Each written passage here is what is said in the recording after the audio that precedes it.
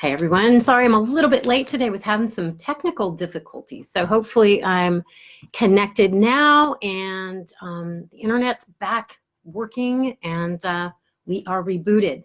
So today I want to talk about something that has been so helpful for me, and it's about sovereignty, the quality of sovereignty. A lot of times I'll tell people you need to give God sovereignty in your life, and they'll say, well, what does that mean? And I came to know about this story from Jean Houston. She shared this, I think, when we were graduating from the University of Santa Monica back in 2000. And it's a story that we can find in different cultures and traditions. It's shared through the Arthurian Grail legend, King Arthur, and it's also shared in its own version in the Welsh, Celtic, Gaelic mythology. So I'm going to share kind of my own version of what this means and a little fable and my interpretation of it. And I think you're going to enjoy it. It may be helpful and supports you on your path as it has me, which is my hope, prayer, and intention. God puts you on my way each Monday. It can't be coincidence. And it's so beautiful to see you here all the way from France, Natalie. I sure do adore you and miss your beautiful, beautiful face. So it's wonderful to be an energetic presence with you. So once upon a time, there was this guy, and he was told he was going to be the king and ruler of this kingdom if he could answer one simple question. And this question is, what do women really want? He thought that's simple. They want diamonds, they want pearls, they want to be adored, they want somebody to rub their feet. So he came up with this big list of things he thought women wanted, and he thought it'd be easy to get the keys to the kingdom and become the ruler of this beautiful area. And so the answer kept coming back, no, that's not what they want. No, that's not what they want. No, that's not what they want.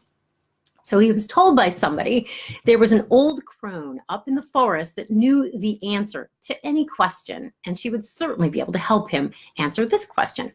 So he decided, I'm not figuring this out on my own. My friends aren't helping me figure this out on my own. So I'm indeed going to go find this old crone. He went up into the forest with his horse, pitched a tent, and he was calling out, and he was like, I need to talk to you. I need some help. I need some support. I want to be the ruler of this kingdom, and I don't seem to have the answer to this question, what women really want.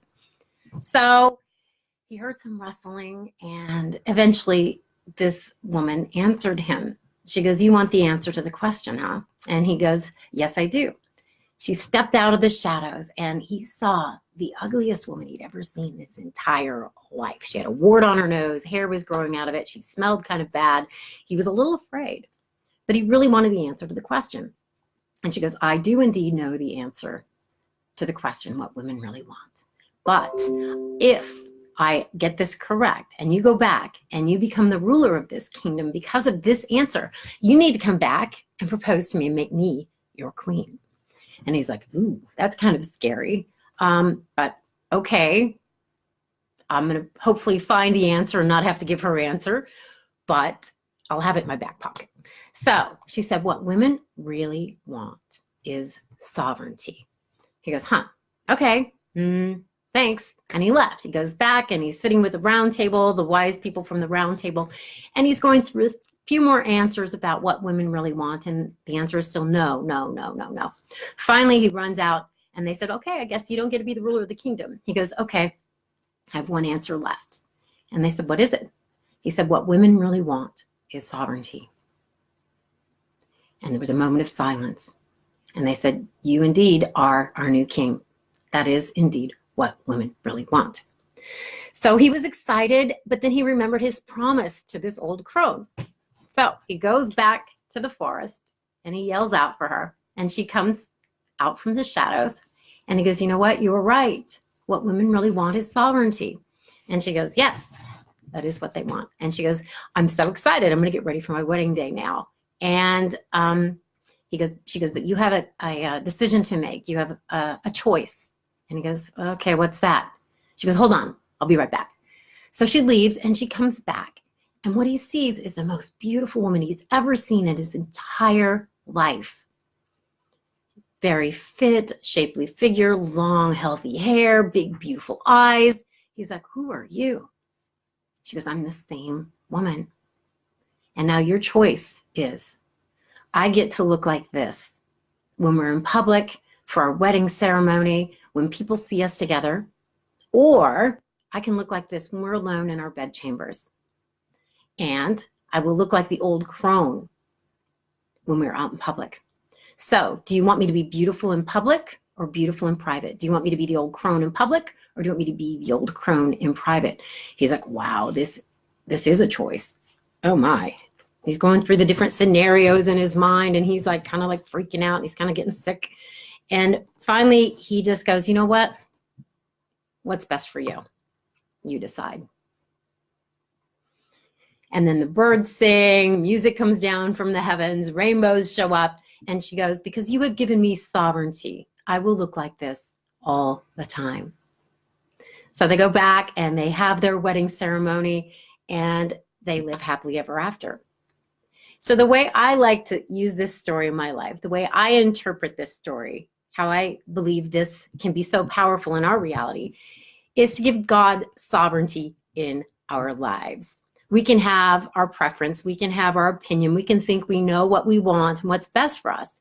But then to be able to say, you know what, God, this is what I think I want, but you decide. As I have done this over the years, my health has improved. My weight has stabilized where I want it to be. My relationships have all improved. My prosperity and career has expanded exponentially. So we may think we know what we want, but there is a higher authority. There is someone, something that loves us immensely and can really see ourselves in our lives from a much higher perspective and knows really what is best for us. I like this saying, go for God and all things will be added unto thee. And so often I think as human beings, you're like, yeah, but I need to make money. Yeah, but I want this and I want that to be happy. But I do believe God knows what will make us happy. Course in Miracles will say the problem is you don't know what would make you happy. But there is a higher authority that does know what would make us happy. And if we can surrender our attachments, if we can just relax and hold our desires lightly in our hands as a preference rather than an attachment, and say, you know what, God, you decide. I think not only is it the most powerful prayer we can utter, it opens the space for the universe to show up on our behalf and to bestow upon us blessings in ways that we could not predict, imagine, force into being, or create all on our own. This really is about creating a relationship, a co-creative partnership with that something greater, with that energy that creates birds and spring and puppies and kittens and horses and the weather, and takes care of the details of the stars and life force. But again, if you've hung out with me at all, you've heard me say this a lot. We live on a planet of free will and choice. So we can choose to become friends with that something greater, or we can do it on our own. And I've done it both ways. And as I have given God sovereignty in my life, like I mentioned, every aspect of my life has improved in ways that it's really astonishing. And I think it really does create the space for miracles to happen. And miracles don't happen because we force, push, or press. Miracles happen because we open our hearts and minds to the maker of miracles, to the creator of life, the manifester of profound magic. So, you know, when I talk about doing like the 3-step process, setting our intentions, centering ourselves, and inviting spirit in for the highest good of all concerned. When we invite spirit in for the highest good of all concerned, to me, this is a way of asking God to guide us, giving God sovereignty in our lives. I've also created a God box. I've talked about this a lot. The subconscious mind loves ceremony. If we can create a God box or something that's symbolic for giving God sovereignty in our lives, I think it's very powerful. I think it could be very helpful. So for me, with my God box, sometimes I'll write down my desires, preferences, prayers, what I think I want, what I need help with. Maybe I have a challenge in a relationship. Maybe I'm concerned or confused about a career opportunity that's presenting itself. I don't know what the right choice is. Maybe I'm conflicted or ambiguous about something. I will maybe write down what I think I want, or utter my concerns, write down my concerns, and then I'll put it in the God box and say, you know what? Help me decide.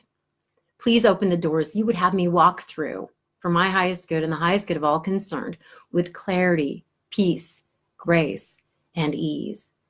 And again, things have happened that have been astonishing in my life. Utterly astonishing. And it's God. It has to be. There is no other answer. And I think we all have this capacity and ability. And I don't think God sets it up this way because he wants to be the king and master of your life, but because he really just does know best. He really does know best. This is about cultivating a faith-based relationship with that something greater. It's like maybe having a relationship with a wonderful parent that knows best. What is best for us? And I do think sometimes we want things that aren't the best for us. I had this conversation years ago with Abraham Hicks. I said, well, maybe what I want isn't the best thing for me. And they said, well, why would that be? I understand now why it would be. Because sometimes the things I wanted was going to feed my ego, not my soul. And in fact, would create a further divide between me and my creator. So I think as we surrender our attachments and desires, we move into closer alignment, congruent, harmonious relationship with our soul, self, and source. And everything we want and need, deserve, and desire comes from that. We can run around, we can scurry about and be busy bees trying to get what we want, or we can relax and allow what is ours by divine right, which I promise you is amazing and may look different than what you think you want, but will give you true peace, happiness, fulfillment, and joy. Open up that space to have those authentic conversations and then say, God, let me know what you want me to do. Let me know where you want me to go. Let me know who you want me to talk to. Just bring it to me. So instead of trying to bang our head against a wall or a door that's not opening, we step back and we ask for course correction and clarity. And then certain doors will just open. And perhaps that's the door you were trying to go through, or maybe it's something completely different. For me, I had no idea this life in Idaho was going to bring me so much joy, so much peace, so much happiness, so much fulfillment. My life doesn't look anything like I thought it would, but it feels so much better. And I'm so much happier than I ever thought I could be. And again, I'm not unique in this. We all have that potential and capacity and opportunity to open up to that relationship with that something greater that wants to bestow gifts and beauty and goodness and grace and glory and miracles and magic down upon you. It's hard to do if you're not in alignment. It's hard to do if you're not in that posture to receive it. So simply by saying, thy will be done, make your path clear before me, that can start to open up that space so we can experience more heaven on earth. The kingdom of heaven is within. As we cultivate that relationship within ourselves, heaven can start to show up as a palpable experience and reality in our outer lives. But if you're playing to your outer life, if you're playing to the mirror, if you're trying to grab for things outside of you, it's not going to happen with grace and ease. It's simply not. So we need to pull our energy back, cultivate that relationship with our heart, with our soul, with source, and then start asking the questions. What does he want me to do? You decide. Just let me know. And if you want some support with this, I have created a prayer and meditation, and I wrote it for myself. Hi, Bill. How are you? It is the most beautiful city in the world, from my perspective. As we open our minds and hearts, this amazing reality can start to happen. So I wrote a prayer years ago when I was really trying to figure out what I was supposed to be doing. I was trying to really force this career of mine, and it seemed to be going okay. But it was like a carrot would be dangled and then pulled away. Have you ever experienced this? Have any of you experienced this? What's going on in those heads out there? A carrot comes close. Okay, finally, this is happening. This is what I want. It's within reach. It's coming so close. And then it goes away. Maybe it comes forward again and it goes away. It comes forward again, it goes away. Can't tell you how many times this has happened to me in my life, with money, with career, with my weight. It's like I'm almost at my goal. I'm almost there. And then it goes away. So frustrating. So when I finally just was I had enough of it. I wrote this prayer for myself, and it was between me and God. And I was teaching in a class at that time. And I read this prayer out loud to my friends and my students. And they were like, that was the most beautiful thing I'd ever heard. Some of them were actually crying. They said, could you put this to music and send this to us? Which I did. And many of them have told me that it supported them greatly in their lives. And I would love to be able to gift this to you as well if it's something that resonates. If you are open to inviting God into your life and giving God sovereignty in your life, if you're willing to maybe consider experimenting with this, I want to support you with that, with this tangible tool. And if your life is really good and you want it to get better, I think this is something that can support you as well. It's not about doing this once, inviting God in once. For me, it's about doing it every single day. I start every single day on my knees and inviting Spirit in. I ask God for the opportunity to be a lamp for his light to shine through, or for the faucet for his grace and love to flow through. And because of this, I believe my life is incredibly blessed and incredibly bountiful. But the thing that makes it even more fulfilling is being able to support others and getting to higher ground and cultivating that very personal relationship with that something greater as well. So if I can help you do that, it is my pleasure, honor, privilege, and purpose. I traveled through a lot of darkness. I know you can relate because it's part of the human journey. It is part and parcel of the journey of the hero, which every single one of us is on. So whether the darkness is in your rearview mirror, or whether you're struggling with it now deeply, or if you know others that are, it would be my honor again to offer this gift to you, to support you in just again opening your hearts and aligning with your soul self and source, so that you too can experience a life blessed with grace, ease, God winks, synchronicity, and great love. So be in touch with me and let me know if that's something you want. You can either mention something here on the thread. Yes, please send me the sovereignty prayer. I'll need your email address.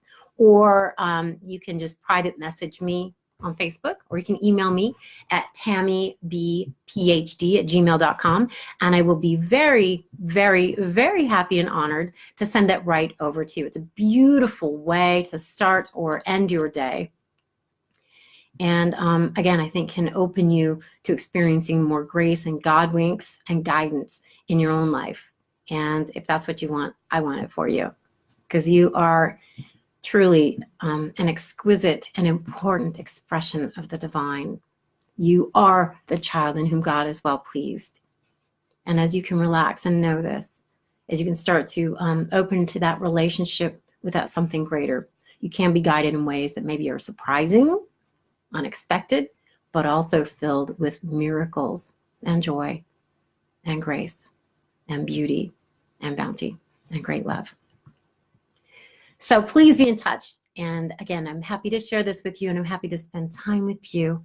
Please know that I start every day thanking God for your presence and energy in my life through Facebook and through our conversations. And if we're not in conversation, I invite you to be, because to me, that's what it's all about: relationship, relatedness, connection, heart connection, and love. So take good, gentle care of yourself. Be in touch. Email me if you want my sovereignty prayer guided meditation. And I love you. I love you. And so does God. So take good care of yourself, and let's connect and talk and email and chat again very, very soon. God bless you. Onward and upward. Bye for now.